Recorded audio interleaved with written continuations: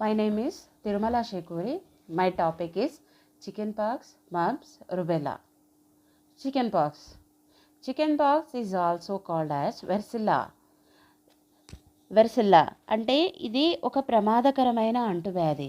వెర్సిల్లా zoster అనే virus వల్ల వస్తుంది. ఇది హెర్పిస్ జోస్టర్ని పోలిన వైరస్ అని అర్థము. చికెన్పాక్స్ అనేది ఇది రావడానికి మనం తీసుకున్నట్లయితే ఇది వచ్చినప్పుడు ఎలాంటి లక్షణాలు చూస్తే ఫీవర్ మరియు malaise and rash, chicken pox and herpes zoster as case fertility rate is low అనేది మనం ఇందులో చూస్తున్నాం.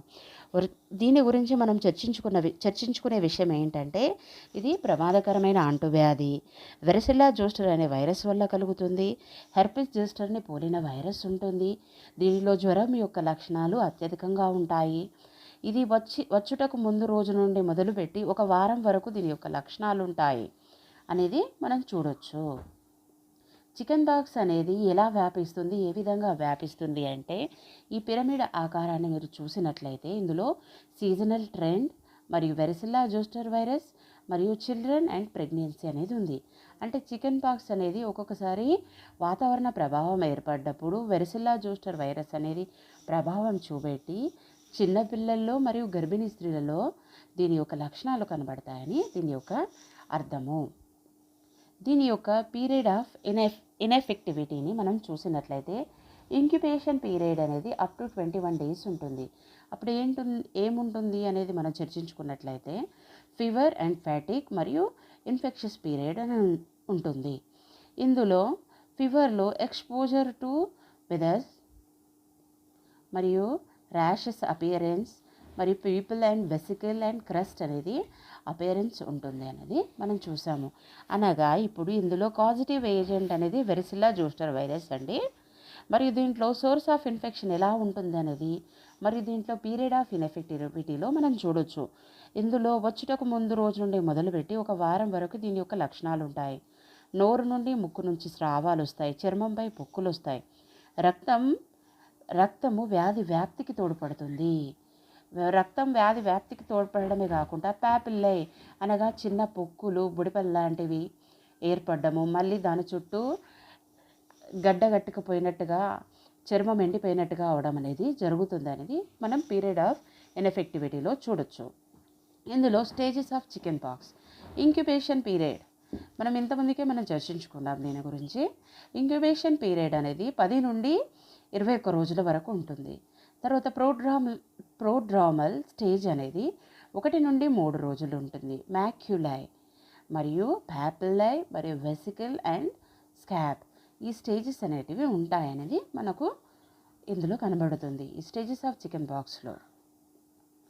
ఇందులో క్యారెక్టరిస్టిక్స్ ఆఫ్ ర్యాష్ మీరు దీన్ని చూసినట్లయితే వెసికల్ డ్యూ డ్రాప్స్ అనేటివి మనకు పైభాగంలో కనబడతాయి.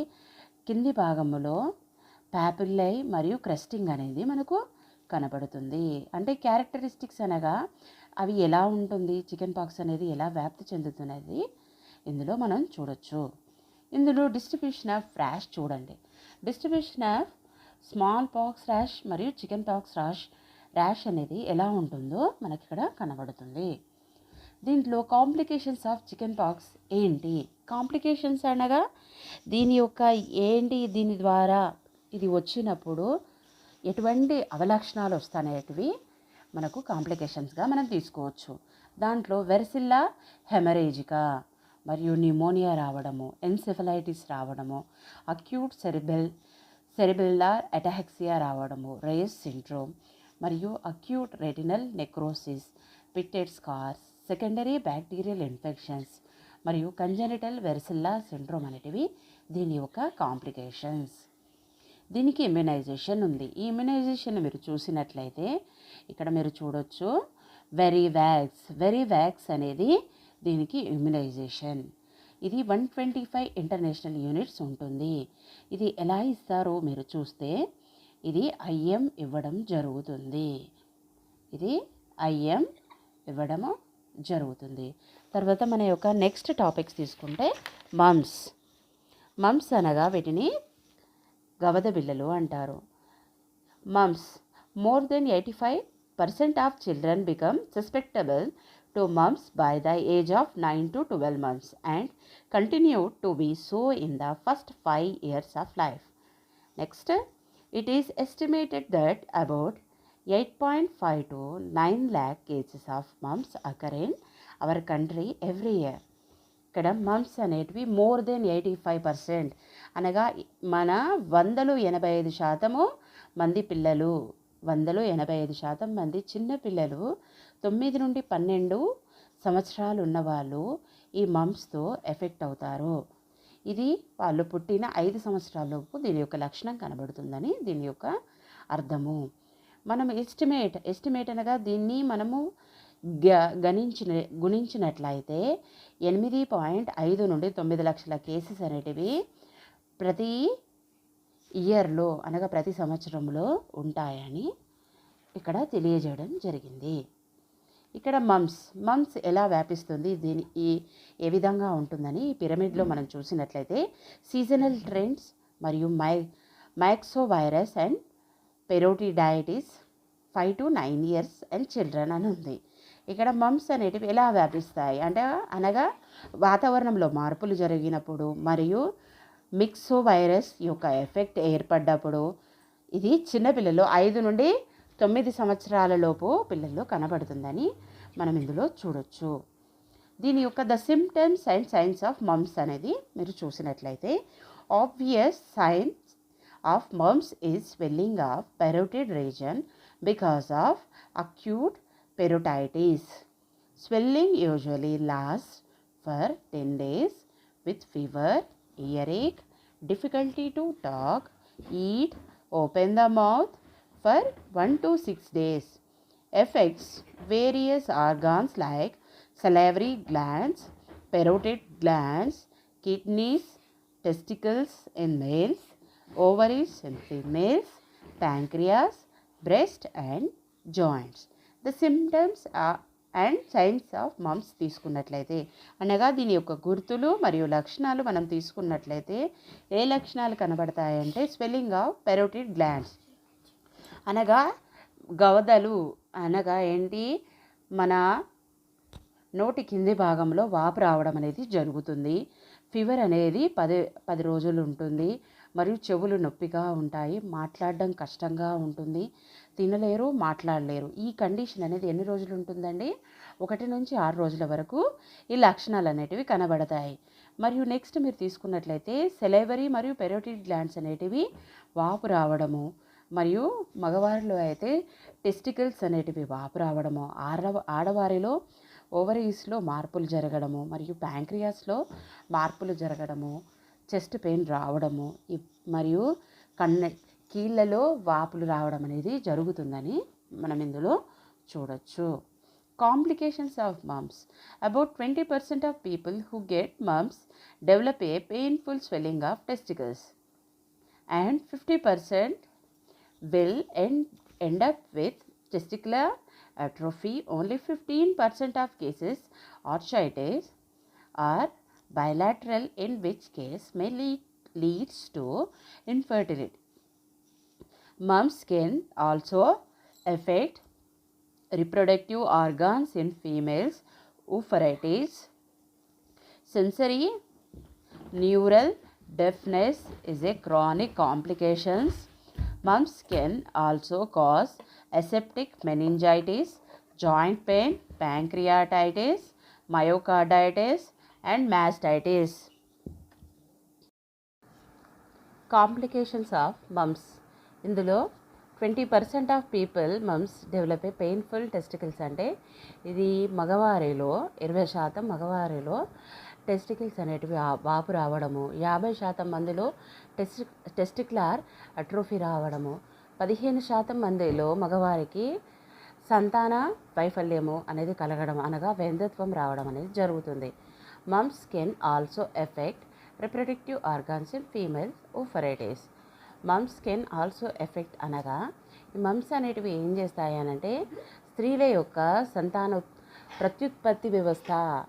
ప్రత్యుత్పత్తి వ్యవస్థలో మార్పులు చేస్తాయి. ఓఫరైటిస్ రావడానికి ఒక కారణమవుతాయి. ఓఫరైటిస్ అనగా ఫెలోపియన్ ట్యూబ్స్లో వాపు రావడం అనేది జరుగుతుంది.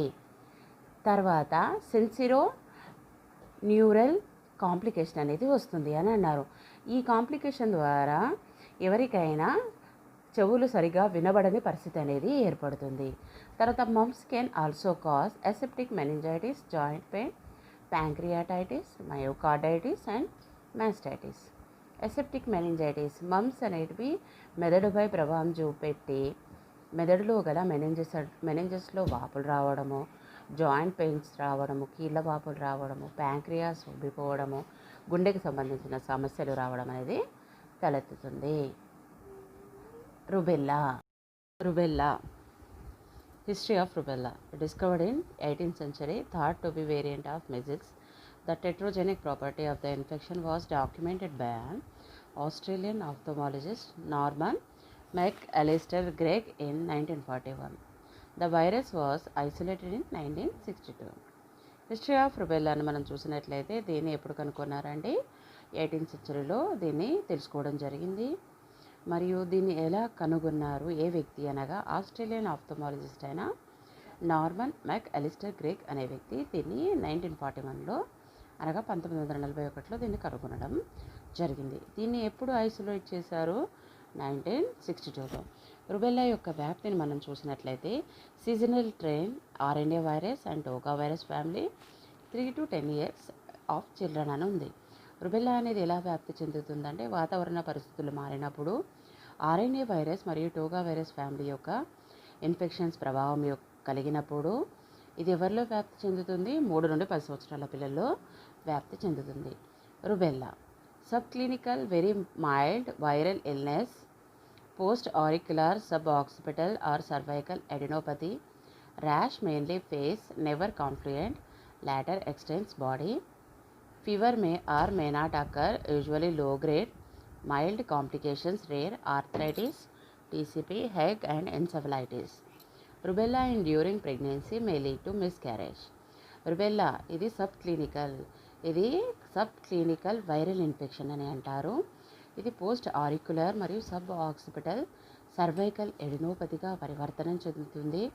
ఇది ముఖంపై ర్యాషెస్ రావడము, ఆ ర్యాషెస్ అనేటివి కొంచెం కొంచెంగా శరీరము మొత్తం వ్యాప్తి చెందడం అనేది జరుగుతుంది.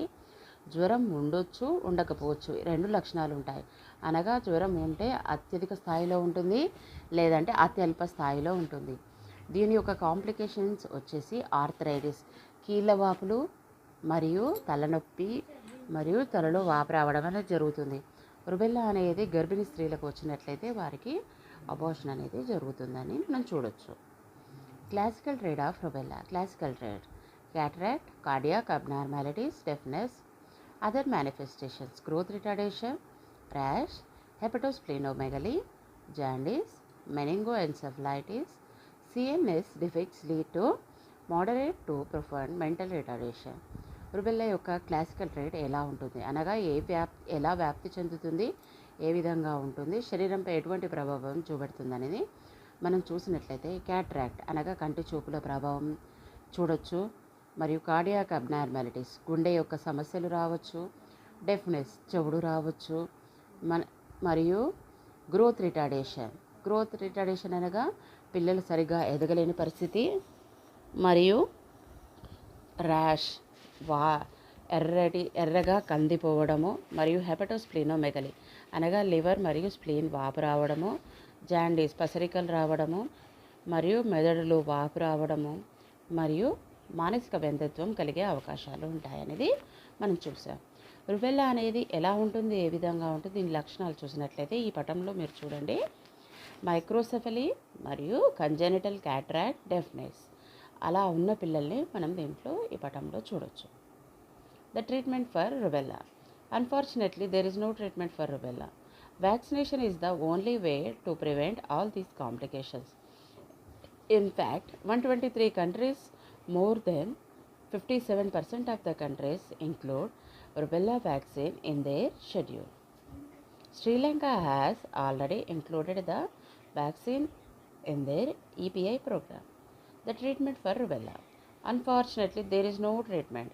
రుబెల్లాకి ఎటువంటి ట్రీట్మెంట్ లేదనేది అర్థం. దీనికి వ్యాక్సినేషన్ అనగా దీనికి వ్యాధి వచ్చిన తర్వాత నివారించడం కష్టం, కానీ వ్యాధి రాకముందే దీనికి వ్యాక్సినేషన్ అనేది తీసుకోవాలి. 123 దేశాల్లో 57% దీని యొక్క లక్షణాలు మరియు దీనివల్ల ఎఫెక్ట్ అయిన వాళ్ళు ఉన్నారు. శ్రీలంక దీనిని మరియు దీని యొక్క వ్యాక్సిన్ని ఈపీఐ ప్రోగ్రాంలో పెట్టడం అనేది జరిగింది.